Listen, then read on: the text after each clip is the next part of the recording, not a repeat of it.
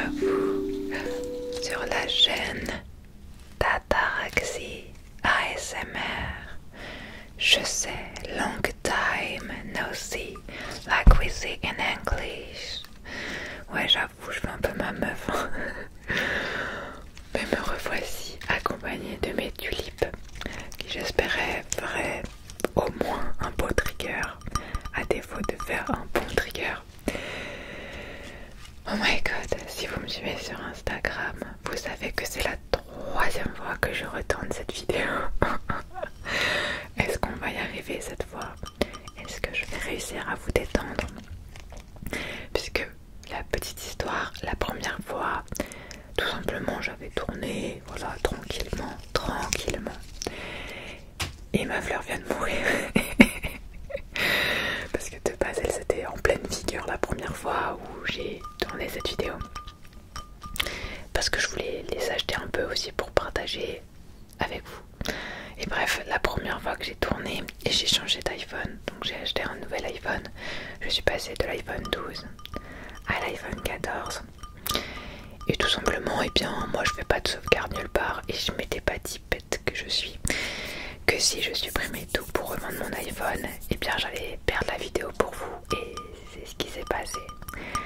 La deuxième fois, j'ai filmé avec mon nouvel iPhone en 4K. En 4K justement, c'est bien ça le problème. C'est-à-dire que même si j'ai un MacBook Pro, c'est trop volumineux comme fichier pour pouvoir les traiter. Et si vous voulez, il y avait je sais pas 6 ou 7 heures d'exportation et ça a bugué de nombreuses reprises, donc j'ai jamais pu exporter la vidéo. Et nous voici à maintenant, mais c'est pas grave, je suis sûre qu'elle sera encore mieux la vidéo. Et j'ai posé ces fleurs parce que finalement elles sont presque mortes. Mais regardez, j'avais même la boîte du nouvel iPhone. Tadam! C'est drôle parce qu'avant je me souviens qu'il y avait marqué iPhone, enfin le numéro de l'iPhone. Maintenant c'est plus jamais précisé. Est-ce que vous êtes prêts maintenant que vous m'avez retrouvé pour un massif update live? Je vais vous entendre. Je vous entends pas, c'est ouf.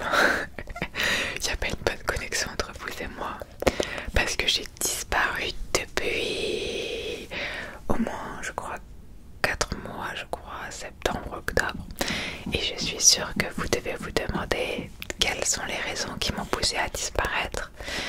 Et il y en a une multitude, il y a une multitude de facteurs qui ont causé cette cause. C'est pas du tout français. Mais là je reviens du travail donc je suis un peu fatiguée. Excusez-moi, je ressemble à rien, mon maquillage il est grave défait. Ceux qui remarqueront, je vous serai gré de ne pas le faire remarquer en commentaire. Bisous. Et les autres qui n'auront pas remarqué, restez dans le déni, ça veut dire que vous m'aimez bien. Et que vous êtes bienveillant envers ma propre personne. On prend. Mais oui, il y a vraiment beaucoup de facteurs. Donc, est-ce que vous êtes prêts pour ce massif update live?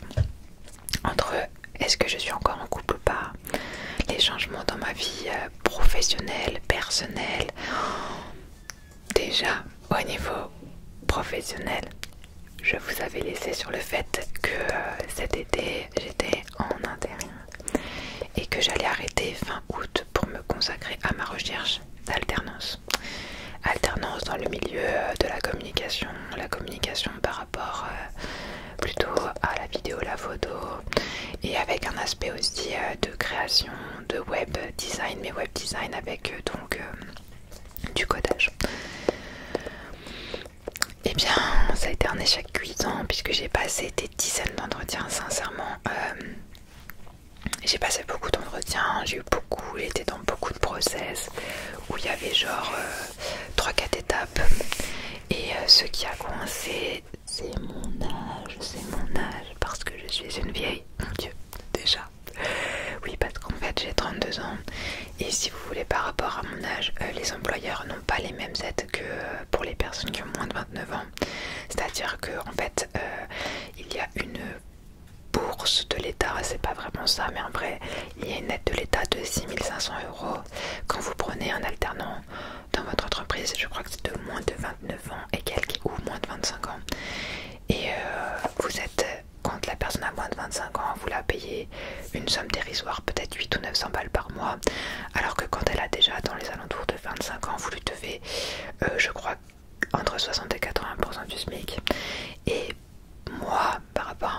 ils doivent me payer 100% du SMIC et plus, ils n'ont pas l'aide. Donc vous n'êtes pas sans savoir que l'alternance, c'est plus une manière pour les entreprises d'avoir de la main d'œuvre gratuite que réellement d'avoir du staff et de le former. Alors vous allez me dire oui mais non, moi j'ai réussi à trouver une alternance, j'avais 34 ans. Et c'est bien pour vous, mais moi franchement j'ai écumé les sites. Et la seule chose qui ont fait que les gens ne m'ont pas pris, c'est à chaque fois quand je passais toutes les étapes, parce qu'il y a plein d'entreprises qui me disaient banco, banco, banco, banco, banco, banco. Je veux être dans votre team, je veux que vous soyez dans notre team.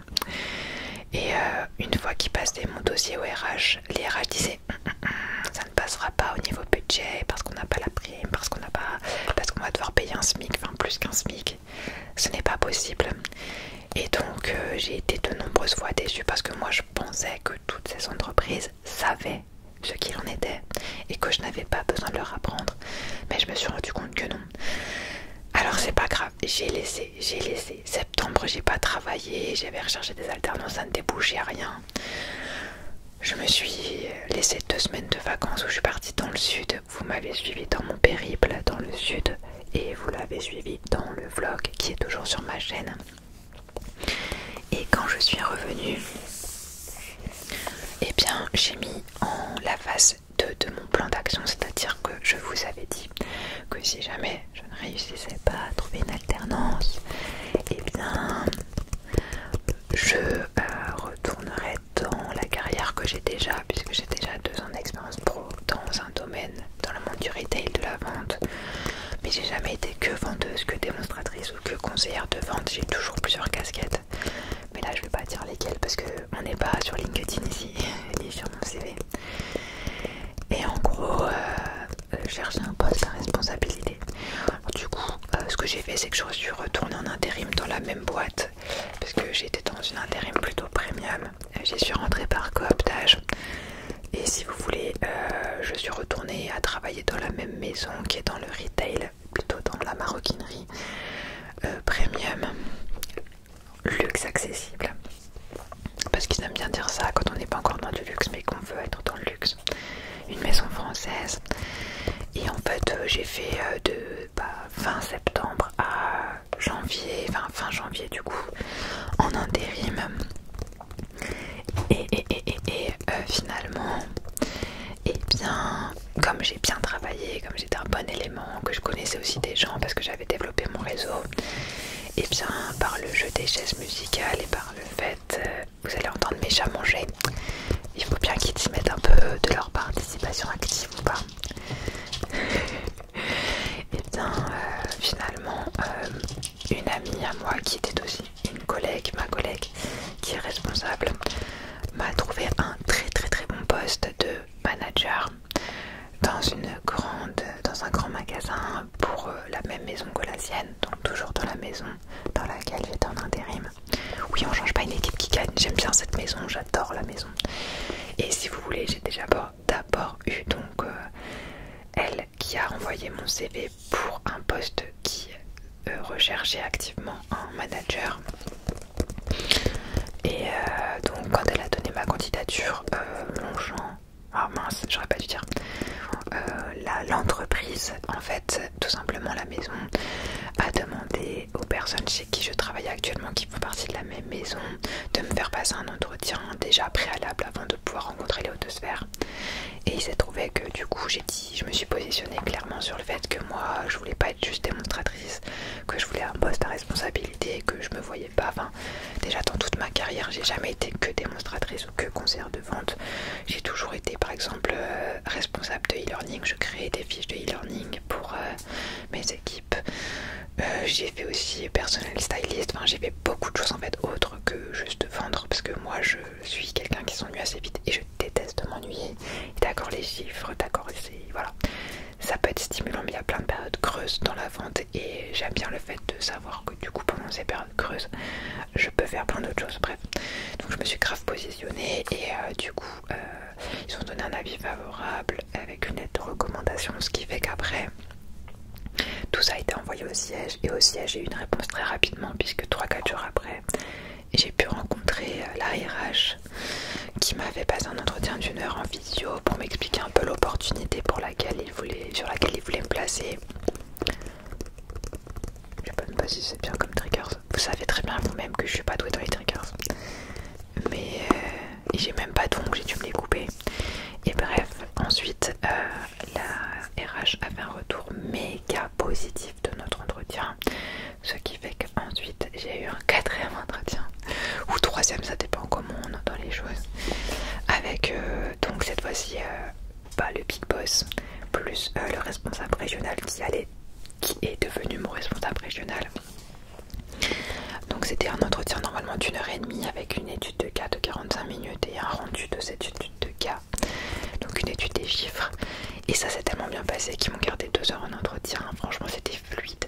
J'ai répondu à toutes leurs attentes, même plus. J'étais très corporate parce que je savais déjà en fait ce qu'impliquait ce poste. Puisque finalement j'avais déjà été plus ou moins formée pour être à ce poste dans cette entreprise. Bref, j'ai eu le poste, ce qui fait que depuis 2 jours, parce qu'aujourd'hui je vous le filme, on est mardi 6 février et depuis lundi c'est mon premier jour en tant que manager responsable de point de vente. Je suis cadre.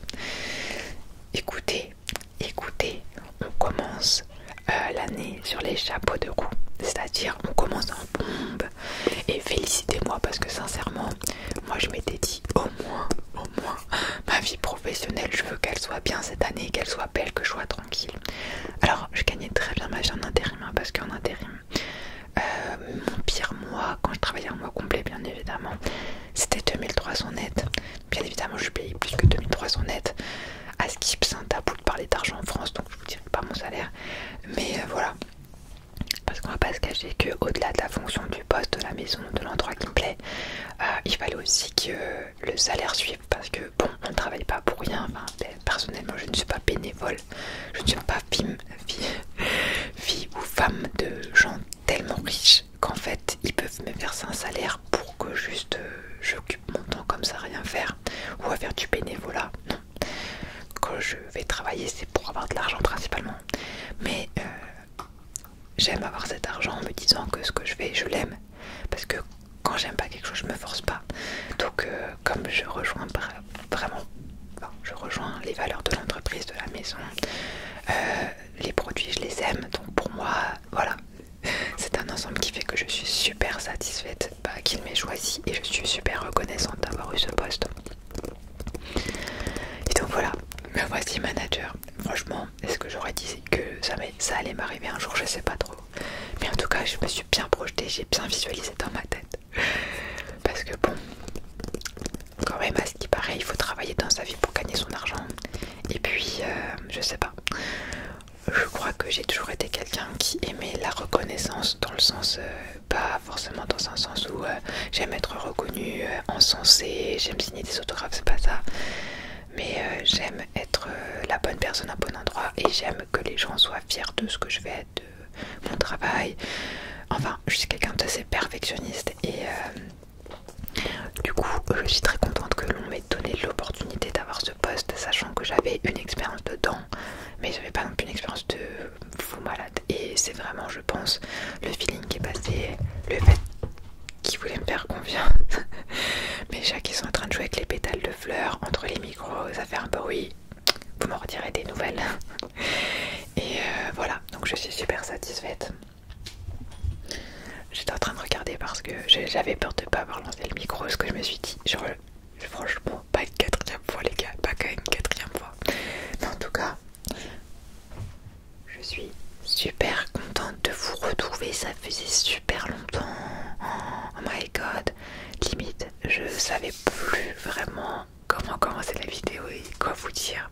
J'espère que vous allez bien. Bon, je sais aussi que l'autre question qui est revenue très souvent, c'est est-ce que je suis célibataire? Je vous laisse réfléchir. 5 secondes. On va faire 5 secondes de silence. Ah oui, je suis célibataire, effectivement, comme certains l'ont remarqué. Oui, Aristide et moi, nous sommes séparés depuis septembre. Alors, bon, je vais pas forcément rentrer dans les détails de ouf, même s'il n'y a rien eu de spécial, dans le sens il n'y a pas eu de tromperie, pas de messe basse, je sais pas de trucs bizarres en fait. C'est juste deux adultes qui se séparent parce qu'ils ne s'aiment pas, dans le sens où je n'avais pas de sentiments amoureux pour Aristide et j'ai préféré mettre un terme à la relation parce que c'est une très bonne personne et c'est toujours une très bonne personne, mais je veux dire, comment dire ça, il ne m'apportait pas ce dont j'avais besoin en tant que femme et c'est pas dans le sens c'est de sa faute, c'est à dire que c'était quelqu'un de très prévenant. Franchement, la meuf qui va être avec lui, et je crois qu'il a retrouvé une meuf depuis, elle va être traitée comme une princesse parce que c'est vraiment quelqu'un qui fait très attention avec la personne avec qui il est. Et il avait beaucoup de petites attentions, enfin je sais pas, par exemple il m'emmenait au restaurant si j'étais triste, pas quand j'étais triste d'ailleurs, mais il m'offrait plein de petits cadeaux qui me faisaient trop plaisir. Mais franchement c'était un des rares mecs qui m'a fait les plus beaux cadeaux, mais pas dans le sens onéreux, parce que par exemple il m'a offert un fameux coussin Evoli, mais vous savez là, c'est une énorme peluche en forme d'Evoli qui peut servir de coussin, et c'est pas un truc qui vaut hyper cher, mais j'étais trop contente qu'il me l'offre parce que bah, c'est un truc que franchement je voulais vraiment, mais que je me serais jamais acheté parce que j'aurais pas fait la démarche d'aller en magasin pour me l'acheter. Et vous voyez, il était vraiment là, présent. Il partageait tout son temps avec moi, c'est-à-dire que certes il avait ses activités parce qu'il faisait énormément de choses, parce qu'il était bassiste, il avait un groupe de musique. À côté de ça, il était aussi dans une corporation de débat, tout ça. Enfin, il faisait beaucoup de choses, mais il avait toujours du temps pour moi, c'est-à-dire qu'on se voyait quasiment tous les soirs. Il passait ses journées de libre avec moi, on faisait plein d'activités. Là vous allez me dire, mais dans ce cas, si c'est l'homme parfait, pourquoi tu l'as quitté? Mais parce qu'apparemment je l'aimais pas, apparemment. Frappez-moi. En fait, vraiment, j'avais plus l'impression d'être avec mon ami, mais pas avec mon amoureux. Je m'explique. Ce qui m'a... Enfin, même si je me posais des questions depuis très longtemps, ce qui a été un véritable déclic, ça a été justement les vacances dans le sud, ce fameux vlog. Parce que si vous vous rappelez, on a passé 2 jours chez un couple d'amis à lui. Et en vrai, de vrai, j'ai été méga jalouse de leur relation. C'est trop mal de dire ça. Mais parce qu'en fait, je voyais qu'ils étaient super amoureux, qu'ils étaient tendres, qu'ils étaient, voilà, qu'ils étaient complices, qu'ils s'embrassaient, qu'ils se prenaient par la main et ça. Enfin, et je me suis dit, mais c'est ça le type de relation que je veux. Et encore une fois, c'est pas de la faute d'Aristide, hein, c'est plus moi qui avais un blocage. Et je pense que juste parce que c'était pas la personne qui était faite pour moi, et même si on s'entendait bien, bah ça suffit pas en fait pour faire une relation de couple. Parce qu'il faut aussi du désir charnel, tout ça, et ça je l'avais pas. Donc je l'ai quitté et en soi, bon, je dis pas que ça s'est mal passé parce que voilà, mais moi j'ai beaucoup de peine à le quitter parce que malgré tout, forcément je l'appréciais même si je l'aimais pas de manière amoureuse, mais pour moi c'était bizarre quand même de quitter quelqu'un à qui, au final, à part le fait que je ne l'aime pas, je n'avais rien à lui reprocher. Et pour lui ça s'est pas hyper bien passé parce que même s'il s'y attendait, parce que ça faisait 2 semaines que j'étais un peu distante, un peu froide, lui m'aimait beaucoup et je pense qu'il m'aime toujours. Du coup je sais que ça n'a pas été très facile de son côté. Et du coup, voilà. Après, c'est la vie aussi, hein, malheureusement. On peut pas se forcer. Ce qui fait que je suis célibataire. Bah oui, apparemment, ça arrive même au meilleur. Frappez-moi. Non, mais voilà. Du coup, je peux peut-être vous raconter mes 2-3 dates que j'ai eu depuis. Parce que ça aussi, c'est pépite, c'est tellement collector, mais moi je ne reviens absolument pas d'être aussi stupide. Bon, comme vous devez vous en douter, je me suis réinscrite sur Tinder parce que concrètement, moi dans le milieu du travail, je ne côtoie pas beaucoup de garçons et les rares garçons que je côtoie ne sont ni à mon goût ou alors ils sont même pas célibataires. Je sors, mais je sors plutôt seule, et quand je sors, je sais pas, mais je sors pas la nuit, tu vois, je vais pas dans des endroits bizarres, je vais dans des musées, dans des galeries, tout ça, et je sais pas, mais c'est pas des endroits pour draguer en fait, enfin puis même je vais pas aller draguer, non. Donc dans ma vie de tous les jours, vous voyez, j'ai pas spécialement d'occasion de rencontrer quelqu'un, et quoi qu'Aristide, je l'avais rencontré à la FNAC pendant ma pause de travail, mais après ça comptait pas trop parce qu'on se connaissait de l'école qu'on avait faite, mais il y a longtemps. Mais du coup, voilà, donc, je me suis inscrite sur Tinder. Et j'avais rencontré j'avais rencontré un garçon, je sais pas, courant octobre. Et en fait, le feeling était super bien passé, c'est-à-dire que pendant 2 semaines, on n'avait que parlé, on s'envoyait des vocaux toute la journée, mais vraiment. Bon, lui, il travaillait le soir, donc forcément, là, le matin, il était un petit peu moins actif que le soir. Mais il m'envoyait, enfin, on se parlait toute la journée. Et mais par contre, je sentais déjà que pour se caler une date pour se rencontrer, c'était assez compliqué. Enfin, j'entrevoyais déjà que c'était complexe. Et on a fini par se voir un soir vers 22-21h. Parce que voilà, moi je travaillais sur Paris, donc je finissais à 20h, non, à 19h, mais j'étais chez moi pas avant 20h30, donc forcément le temps de se préparer. Voilà, enfin, on pouvait pas se voir avant 21h, sachant qu'on n'avait pas du tout les mêmes jours de repos. Et la première fois qu'on s'est vu, on a discuté jusqu'à des 6-7h du matin. Voilà, le feeling est super bien passé. Même le lendemain, il voulait pas repartir et tout, enfin bref. Et on s'est vu 3 fois en tout, je crois. Et pareil, c'était super compliqué pour le voir parce que après qu'on se soit côtoyé la première fois, il m'a avoué qu'il avait un enfant. Parce que pour moi, il m'avait avoué il m'avait dit qu'il était célibataire. Bon, pas sans enfant, mais juste qu'il était célibataire. Mais voilà, pour moi, quelqu'un qui ne précise pas qu'il n'a pas un enfant, c'est qu'il n'a pas d'enfant. Pas normalement, c'est censé être comme ça. Non. Et voilà. Et donc bref, j'ai appris qu'il avait un enfant. Au début, je me suis dit red flag parce que moi personnellement je n'ai pas d'enfant et je sais que j'en veux pas forcément tout de suite, mais j'en veux et je veux que la personne avec qui je sois ce soit aussi ses premiers enfants. Enfin moi je veux pas d'histoire de pièces rapportées, non, parce que je sais à quel point c'est complexe et en plus moi je sais peut-être très égoïste, mais j'ai envie que mes enfants ce soient les premiers enfants aussi de la personne avec qui je suis. Personne ne peut enlever cette, je sais pas, ce sentiment, cette aventure. Bref, bon après j'étais passée outre, tu vois, j'avais accepté même. Et juste pour vous décrire un peu le type de mec, déjà vous savez très bien que c'est un red flag ambulant le mec, c'est un nid à problème. Un peu plus grand que moi, les cheveux longs noirs, typé espagnol parce qu'il était originaire du Portugal, mais il était né en France, je veux dire, mais ses origines étaient au Portugal. Voilà, les beaux piercings aux oreilles qui vont bien, tatouer des pieds à la tête, enfin plus ou moins des pieds à la tête parce qu'il y avait quand même des zones de libre, hein. Il n'y avait pas le visage tatoué par exemple, mais il avait énormément de tatouages, on va dire qu'il avait 70% du corps recouvert de tatouages, un petit style qui va bien, enfin bref. Ah moi j'étais in love, il avait un beau visage, enfin, bref, moi je suis très sensible au visage, j'aime bien les beaux visages. Après il était très musclé parce qu'il allait à la salle, mais ça c'est pas un critère pour moi parce que Aristide n'allait pas du tout à la salle, il n'était pas musclé, je m'en foutais, enfin. Mais disons que ça faisait partie du charme du personnage. Et bref, en fait c'était juste un mec toxique, on va pas se mentir, parce qu'il m'avait, enfin en gros, après qu'on se soit vu, bien sûr il m'a largement moins parlé, mais il me disait toujours des dingueries en mode ouais mais en fait c'est parce que j'ai un enfant, j'ai pas le temps, blablabla, je travaille de nuit à la SNCF donc j'ai encore moins de temps. Il m'a toujours, et je lui avais sorti une phrase, je lui ai dit alors celui qui veut trouve un moyen, celui qui ne veut pas trouve une excuse. Les meufs, les mecs, quand quelqu'un vous sort des excuses, rappelez-vous toujours cette phrase, celui qui veut trouve un moyen, celui qui ne veut pas trouve une excuse. Et si quelqu'un vous sort toujours des disquettes et toujours des excuses, c'est juste pour ne pas dire qu'il n'a pas envie. Et du coup, il faut comprendre que cette personne n'a pas envie.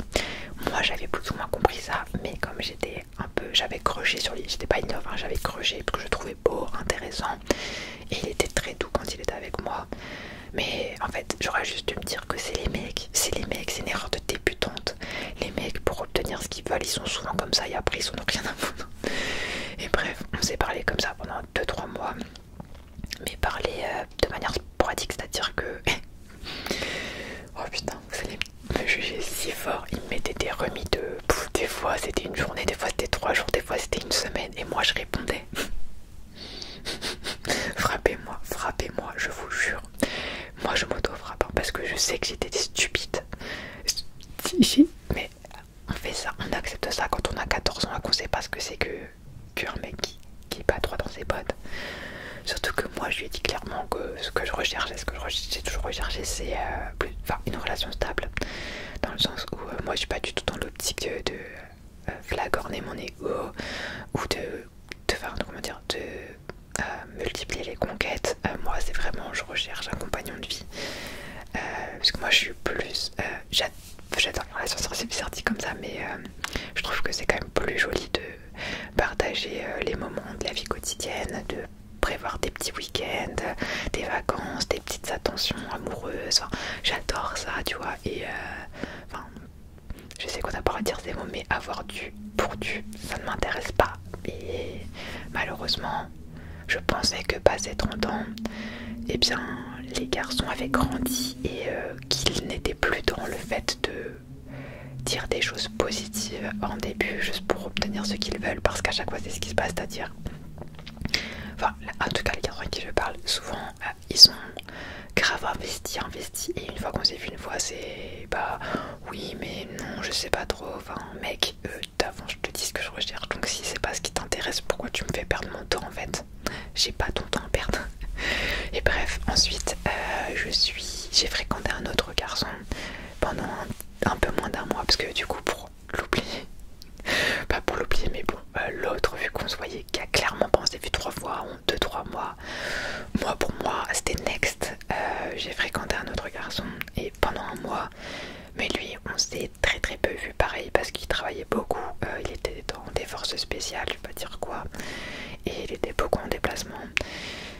Et en fait, lui par contre, il y a eu un autre type de problème, c'est déjà il était un peu ennuyant parce qu'il était, bon après je peux comprendre parce qu'il était très fatigué, c'est quelqu'un aussi qui allait beaucoup à la salle. Et en fait son travail était très prenant puisque finalement il était souvent 3-4 jours en déplacement en dehors de chez lui, il travaillait beaucoup, bon, comme moi aussi, mais je veux dire, il avait des horaires décalés parce que parfois il pouvait faire des nuits, des fois des journées, des fois des matinées. Et après, c'est quelqu'un qui va quasiment tous les jours à la salle et des séances de 2 heures tous les matins. Et il avait la garde alternée de son chien avec son ex. Alors ça c'est pas red flag, hein, parce qu'au final ça veut dire quand même qu'il tient ses engagements. Mais du coup, en fait, tu cumules en fait toutes les choses qu'il a à faire et tout ce qu'il fait. Il a aucun espace de libre pour une meuf dans sa vie. Et je lui avais déjà fait remarquer, c'est-à-dire que moi, le créneau 22h, 23h, parce qu'en plus tu t'endors à 23h encore, c'est tard pour toi, ça me convient absolument pas. En plus quand j'allais chez lui, c'était genre on se mettait devant la télé pour bouffer. Non. Alors non, j'aime bien être chill, mais alors c'est pas du tout mon trip déjà de regarder la télé en mangeant, surtout quand on est dans une phase de découverte de quelqu'un. Déjà j'aime même pas la télé, je ne regarde pas la télé chez moi. Et oh my god, donc il y avait ça, mais il y avait plein d'autres choses comme le fait que j'ai découvert au fur et à mesure des choses horribles sur lui, comme il était raciste et misogyne.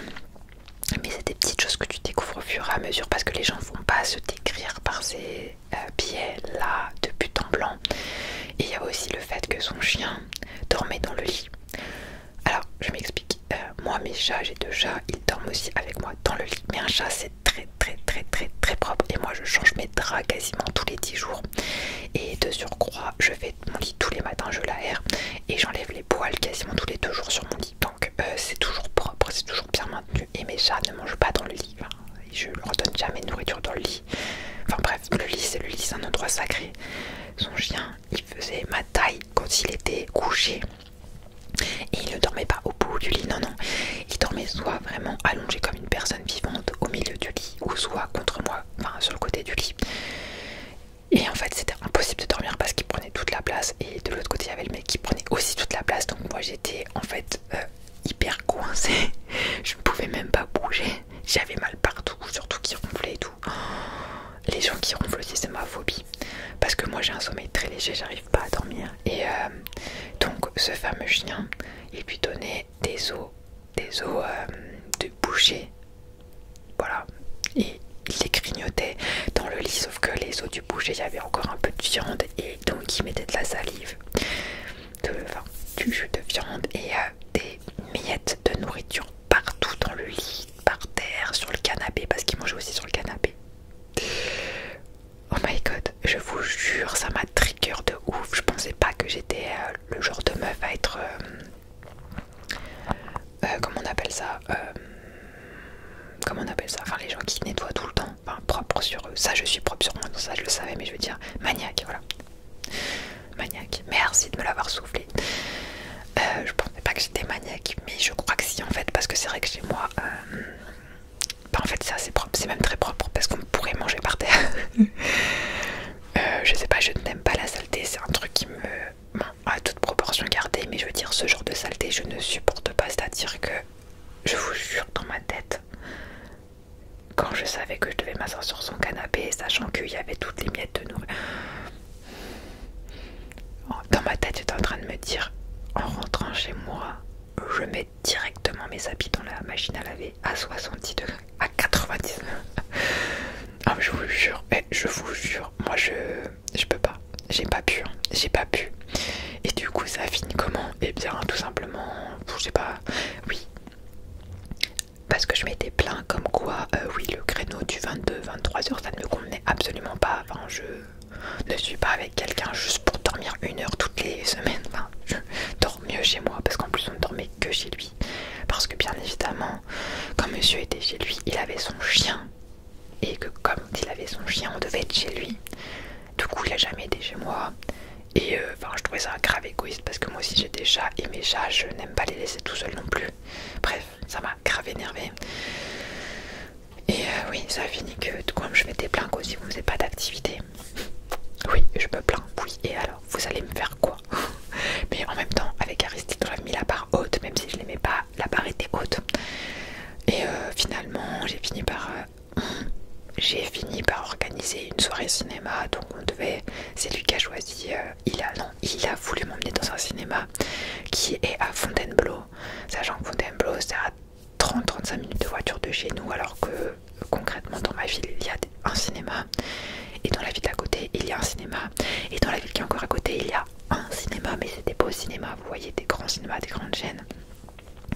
Il a voulu m'emmener dans un petit cinéma paumé à Fontainebleau. J'ai rien contre les cinémas paumés, mais quand je suis arrivée, en fait c'était un endroit quasiment désaffecté parce qu'ils pensent, normalement on aurait dû manger au restaurant. De base il y avait un restaurant, voilà, à l'endroit du cinéma, mais qui avait fermé parce que c'est pas assez côtoyé. Donc on s'est retrouvé là au milieu de nulle part à Fontainebleau, parce que c'était pas dans Fontainebleau même, c'était à côté, enfin ça fait partie de Fontainebleau, mais concrètement c'était pas dans Fontainebleau même. Et si vous vouliez rester 40 minutes avant la séance, sauf que c'était beaucoup trop court comme laps de temps pour aller dans un vrai restaurant ou même au fast-food, parce que le McDo le plus proche, on avait regardé, il était à 25 minutes de voiture, donc c'était mort parce que le temps d'y aller, de revenir, bah c'était déjà on avait déjà plus de temps, en fait on n'aurait même pas mangé ni rien.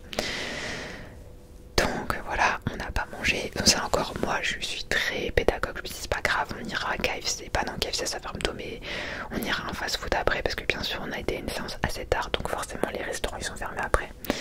Mais moi je m'en fichais, tu vois, enfin j'étais tranquille, on avait choisi un petit film ensemble, voilà. Oh my god, mais je me suis dit mais qu'est-ce qui m'a pris de fréquenter quelqu'un comme lui? Parce que du moment où on s'est assis jusqu'à la fin du film, c'est-à-dire 2 heures, on a été voir D'Artagnan. Alors moi j'avais jamais été vu le 1, du coup je ne savais même pas que c'était la partie 2. J'ai juste vu qu'il y avait Eva Green et il m'avait proposé 3 films et c'est le seul qui avait l'air potable parce que les autres films, il y avait des goûts trop différents des miens. Alors oui, le film était pas ouf, je suis d'accord, le film était pas ouf, mais c'était un bon divertissement, vous voyez, pour moi c'était l'équivalent des films TV que tu regardes à Noël, tu les trouves pas ouf, mais ça passe, ça te divertit, tu penses à autre chose, les images sont belles, voilà, tu penses à autre chose. Il a pas arrêté de se fucking plaindre pendant 2 heures, je vous jure, il faisait la gueule, il arrêtait pas de se tourner, de se retourner, il fait « Oh, il est vraiment nul ce film, hein. Non mais franchement t'as vu que je t'ai... » Et j'étais en mode, mais en fait au bout d'un moment tu veux quoi? Tu veux qu'on se lève et qu'on se casse? Parce que si c'est pas ça que tu veux, je veux même pas t'entendre parler, tu te tais et tu regardes. Donc bref, après cette fameuse soirée, et j'ai dit basta, basta. Et donc parce qu'il m'a fait une phase le lendemain en mode ouais je sais pas pour qui tu te prends, je sais pas quoi. Et j'ai plus jamais répondu, c'est-à-dire ça fait 3 semaines, un mois. Et j'ai jamais répondu, il m'a jamais rien renvoyé. Je pense qu'en fait on s'est quitté. Oh my god. Et je vous jure que je crois que c'est l'une des premières fois de ma vie où j'ai fréquenté, parce que je ne sortais pas avec la personne, où j'ai fréquenté quelqu'un qui m'a à ce point énervé. Bon, il était pas non plus hyper méchant avec moi, hein. Bien sûr, il était quand même galant, par contre, ça on peut pas lui retirer. Ah mais c'est pas possible. En plus, il avait des coups de vie. Voilà. Faut pas que je critique les gens comme ça, mais parce que je pense qu'on était vraiment trop différents. Parce que je vous jure, il écoutait, enfin, il avait 35 ans, donc 3 ans de plus, mais à 35, enfin, il écoutait que des musiques de vieux, de la vieille France, mais des musiques que même ma mère elle a jamais écouté parce qu'elle trouve déjà ça ringard, genre France Gall, Michel Sardou, des trucs. Oh, mais what the fuck, qui écoute ça, wesh. Je lui ai dit, mais t'es déjà prêt pour aller à l'hospice, toi? Je crois qu'il le prenait pas très bien, mais c'est sorti tellement spontanément. Parce qu'en plus, il m'imposait ses goûts musicaux, c'est-à-dire que quand j'allais chez lui, il mettait sa playlist et moi, franchement, autant par exemple les musiques actuelles, il y a des genres musicaux que j'aime moins, par exemple la R&B, tout ça, j'aime pas trop, mais tu vois, pour moi, ça passerait plus que ce genre de musique vieillotte où j'adhère pas du tout au discours, j'adhère pas du tout à la vision de la femme, pas du tout à la musicalité. Non, il n'y avait rien qu'à aller. Bref, basta. Ben voilà, toujours célibataire, personne ne veut de moi. Oh mon dieu. J'ai l'impression que c'est le parcours du combattant de trouver quelqu'un parce que du coup je suis plus ou moins souvent sur Tinder. Des fois je vais y être pendant 10 jours, après je vais quitter pendant 10 jours, 3 mois, enfin. Mais je trouve que c'est difficile parce que sur Tinder la majorité des garçons ne parlent pas et quand les rares personnes qui viennent te parler, franchement soit c'est inintéressant as fuck la conversation, soit ils se donnent même pas la peine d'envoyer vraiment des vrais messages ou ils te répondent mais genre une semaine après. Mais mec, tu crois que je suis née de la dernière pluie? Je sais très bien que si tu me réponds une semaine après, c'est que tu étais sur d'autres dossiers et que ces dossiers ne se sont pas finalisés comme il se fallait. Après voilà, mais bref, souhaitez-moi bonne chance parce que j'ai l'impression que dans la vie c'est soit le pro qui va bien et le perso qui va pas, soit le perso qui va bien et le pro qui va pas. Alors et bien voilà, je sais pas si c'est pas une fin en soi d'être avec quelqu'un, mais c'est vrai que c'est plus sympa de, je sais pas, moi je sais que j'ai beaucoup à offrir en tant que personne et on dirait que je suis en train de me vendre, mais vous allez pas m'acheter, vous m'avez déjà adopté. Mais non, juste moi je sais que je suis quelqu'un de très positif et très rayonnant dans la vie de tous les jours et j'ai pas besoin d'être avec quelqu'un dans le sens où voilà, je vis très bien toute seule. Franchement, je suis autonome, je sais gérer mon budget, j'ai pas de dette, j'ai de l'argent de côté, je sais faire à manger, j'aime faire à manger, je nettoie, j'ai des chats, j'ai ma vie, tu vois. Mais c'est vrai que c'est quand même plus sympa d'être à deux parce que je sais pas, j'ai toujours aimé le fait de savoir qu'on serait un binôme. Mais moi, mon plus grand rêve qui ne se réalisera jamais, c'est j'aurais aimé rencontrer le mec de ma vie, tu vois, genre quand j'avais 17, 18 ans, voire 20 ans, et faire toute ma vie avec et qu'on se marie, genre qu'on ait 2 filles parce que je veux 2 filles. Et voilà, mais je sais que du coup, bah, ça n'arrivera pas, ou alors c'est que monsieur est très très en retard. Mec, ça fait 17 ans que je t'attends. Non. Mais c'est pas grave. Moi, je t'aime bien de prendre ça à la dérision. C'était juste parce que ça me faisait rire. Parce que je sais pas pourquoi, mais j'ai l'impression que les gens ils sont grave désillusionnés par ici, dans la banlieue parisienne et Paris. Je sais pas, j'ai l'impression que les gens, enfin, je sais pas, ils sont tristes et qu'ils font genre, ils essayent de changer, mais ils essayent pas vraiment de changer, c'est trop bizarre. Après, j'imagine que j'aurais des centaines d'autres choses à vous raconter, mais là, comme ça, je crois que j'ai épuisé mon quota de parole. En tout cas, ça m'a fait grave plaisir de vous retrouver. Et encore une fois, j'espère que vous allez très bien, que votre vie se passe bien, que contrairement à moi, vous ne galérez pas dans la vie sentimentale et qu'aussi vous avez acquéri, enfin vous avez, parce que j'ai que le mot achievement dans ma tête, mais en gros que vous avez réussi à obtenir les choses que vous vouliez dans votre vie pour parce que c'est très important aussi d'être de s'en sentir bien et au bon endroit. Parce que c'est ce qui fait aussi qu'après, dans la vie de tous les jours, on est souriant, on est ouvert sur le monde. Et j'espère qu'on ne regrette pas d'être en vie. Même si qui regrette d'être en vie, je veux dire. Enfin, s'il y en a qui regrettent, mais moi, je me pose trop de questions, faut que j'arrête de parler. En tout cas, on se dit à bientôt, j'espère. Parce que j'espère que du coup, je vais pas disparaître. Normalement, non. Parce que regardez, j'ai retourné cette vidéo 3 fois. Donc, normalement, ça devrait le faire. En tout cas, bisous, prenez bien soin de vous bientôt la Terre pour de nouvelles aventures ASMR.